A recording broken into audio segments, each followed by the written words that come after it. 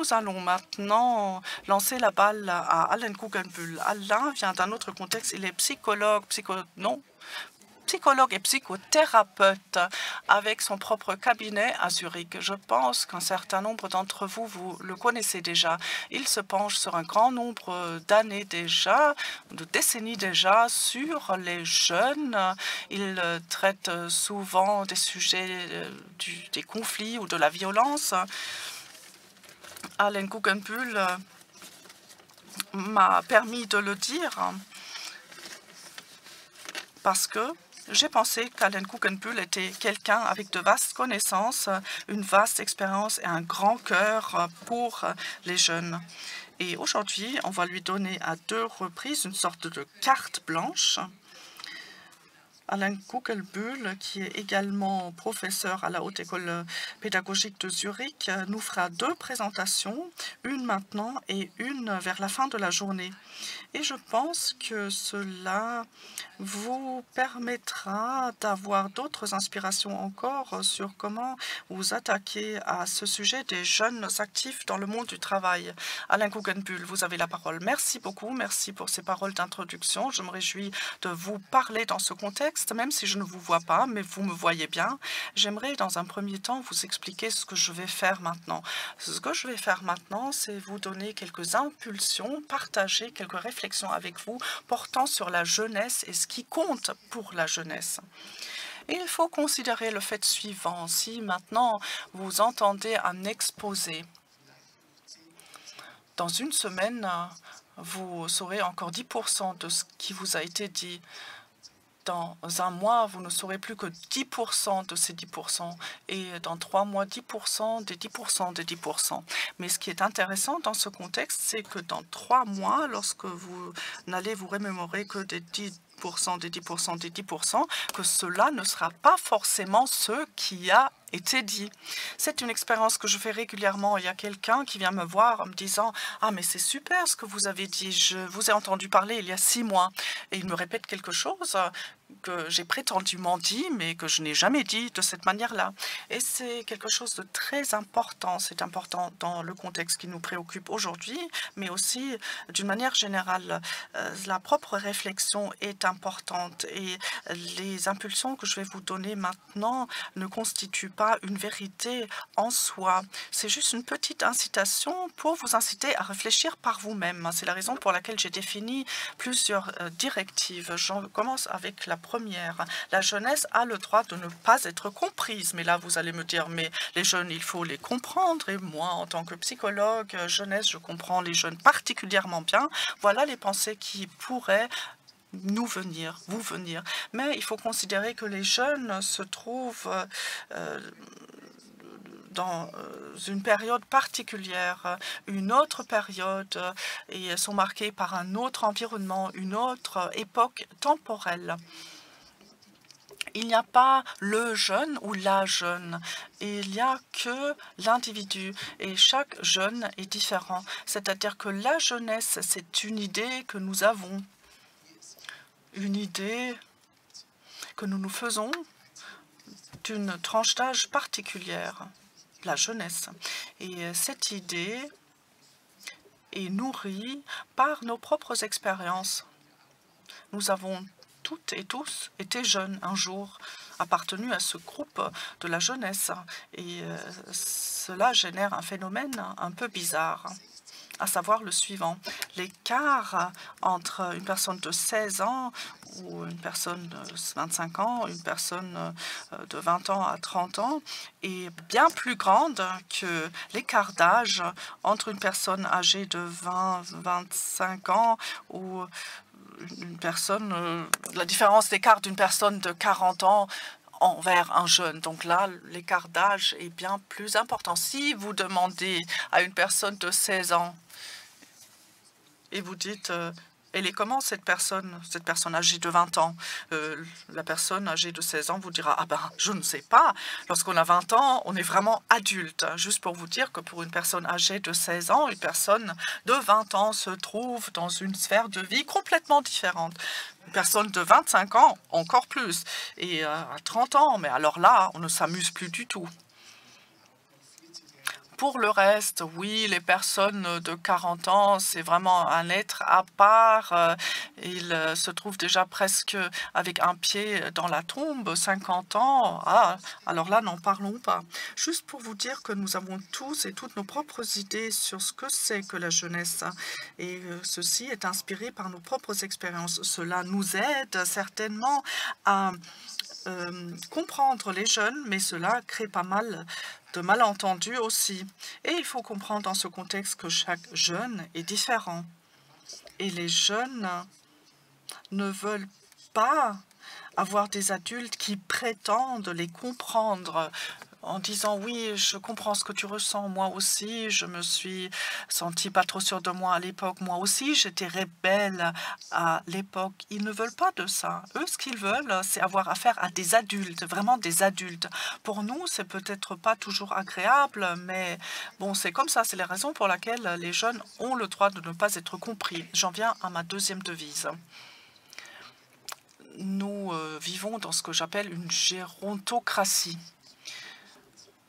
Je veux dire par là que si l'on considère un jeune d'une manière psychologique, en termes de ses compétences, ses capacités, eh bien, à partir de l'âge de 14 ans, on dispose de toutes les compétences, émotions, qualités dont dispose aussi un adulte. C'est-à-dire que la différence n'est que graduelle. Une personne de 14 ans tombe amoureux. Une personne de 14 ans a des doutes et controversée et critique en considérant le monde. Est-ce que Dieu existe? Est-ce qu'il n'existe pas? C'est assez typique. Mais au sein de notre société, de nos sociétés, là je parle des sociétés occidentales, la proportion de jeunes, c'est-à-dire des personnes âgées de moins de 20 ans, n'est que très restreinte. Elle s'élève à 18, 19, 20% et c'est un phénomène nouveau en termes de démographie. Si vous regardez d'autres sociétés, des pays tels que le Mexique ou des continents tels que l'Afrique, eh bien là-bas, la proportion de jeunes est nettement plus élevée. Elle s'élève à 40, 50%. Voilà ce qui est normal dans ces pays-là. Et ceci, bien évidemment, a une influence sur la société dans son ensemble, sur l'attitude de nous tous. C'est-à-dire que notre société est fortement marquée par des valeurs. Et ces valeurs sont dominantes et sont considérées comme étant normales. Mais ces valeurs ont été développées par les vieux, les gérontes, donc les personnes âgées de plus de 40 ans. Mais ces personnes-là, bien évidemment, ont d'autres valeurs, d'autres idées aussi du monde et d'autres priorités. Il y a deux sujets importants dans ce contexte. Deux contextes ou sujets, pardon, qui sont plus importants pour les personnes âgées que pour les jeunes. Et le premier sujet, c'est la santé. Plus on vieillit, plus important est la santé. Si vous entendez parler les personnes de 60 ans, 70 ans, lorsqu'elles se rencontrent, elles ne vont pas se dire « Ah tiens, j'étais à une fête vraiment super. Est-ce que tu connais le nouveau blogueur ?» Non, là, vous allez les entendre parler de leur maladie parce que le sujet de la santé est un sujet crucial pour ces personnes-là. Mais pour les jeunes, ce n'est pas du tout le cas.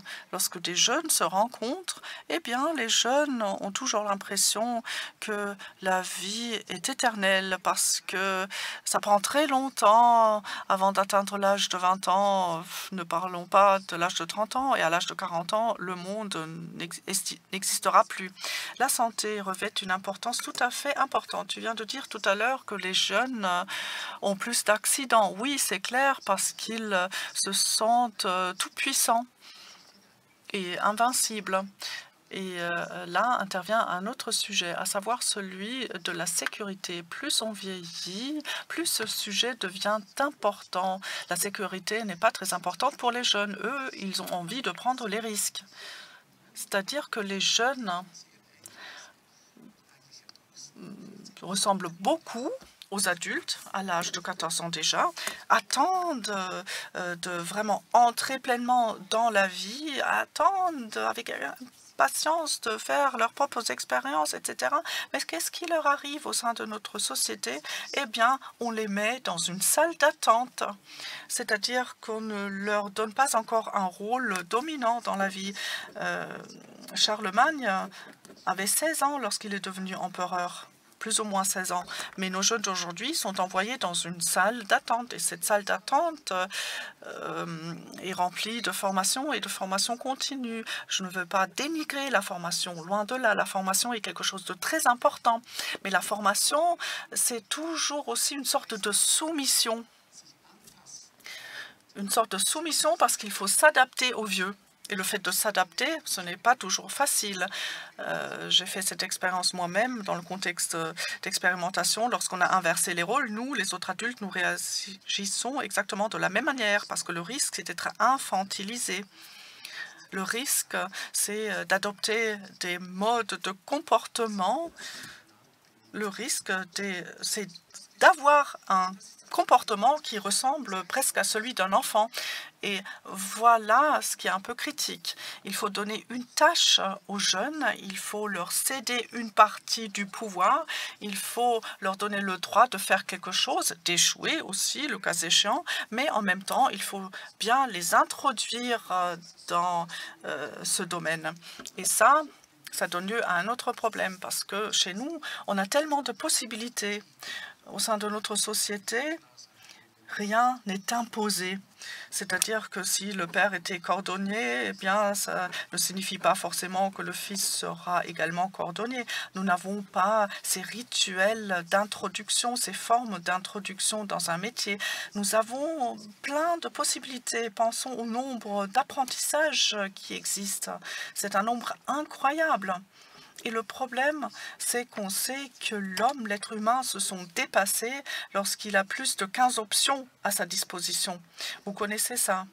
Lorsque, aux États-Unis, vous allez dans un centre commercial pour acheter des céréales et du coup, vous êtes confronté à 60 formes différentes de céréales. Vous vous sentez complètement dépassé. C'est trop. Que faites-vous dans une telle situation, confronté à 60 types de céréales? Eh bien, vous vous retirez et vous mobilisez un système d'évaluation alternatif, c'est-à-dire que vous allez vous adresser à une collègue, à un ami. Et voilà ce qui se passe aussi par rapport au choix de son métier. Beaucoup de choix de métier sont quasiment hasardeuses, sont laissées au hasard. On a un oncle qui fait ça, un copain qui fait ça, et il y a trop de choix. Et très souvent, c'est le hasard qui mène au choix d'un métier, un ami, et ce n'est pas mal. C'est pas mal parce qu'il est important que ce soit les jeunes qui choisissent leur voie, mais il faut les conseiller dans ce choix. C'est la raison pour laquelle les coachs, les consultants sont tellement importants pour leur indiquer la bonne voie, pour les aider à trouver la bonne voie.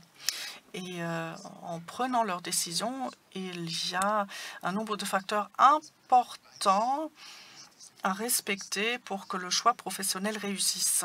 Et les facteurs le plus important, c'est d'avoir une personne de référence, de trouver quelqu'un à qui un jeune peut s'identifier, une personne que ce jeune admire, apprécie.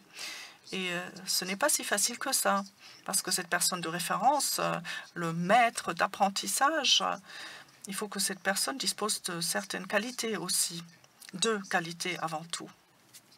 Donc, premièrement, il faut qu'elle soit une véritable personne de référence, c'est-à-dire qu'elle ait un rapport émotionnel avec le jeune. Et si je dis émotionnel, c'est quelque chose qu'on ne peut pas gérer.